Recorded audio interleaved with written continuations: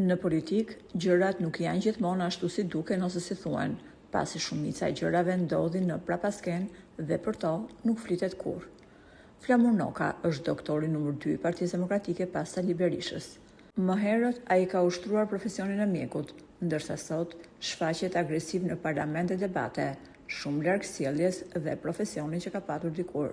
Së fundmi, Partia Demokratike ka vënë në shënjesër Belinda Ballukun, e cila është marrë e pandehur nga SPAK. Shumë membra opozitar kanë hedhur akuza të shumta për Belindën, por ai që ka qëndruar gjithmonë në heshtje ka qenë Flamur Noka.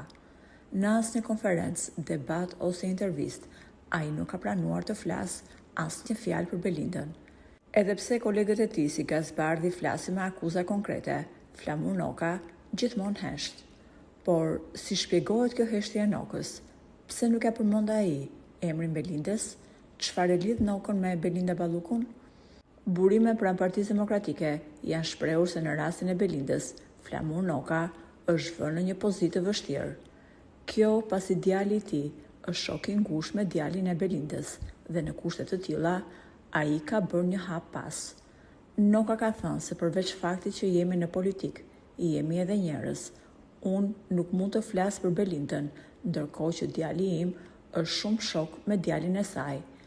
Janë disa norma që një njeri nuk duhet i shkel. Faleminderit që na ndiqni. Nëse keni kuriozitet për jetën private ose profesionale të ndonjë figure televizive ose politike, mund të na shkruani në komentet poshtë videos dhe ne, sa më shpejt, do mundohemi t'ju plotësojmë dëshirën tuaj. Për më shumë lajme interesante, bëjeni subscribe kanalit Vjosa TV.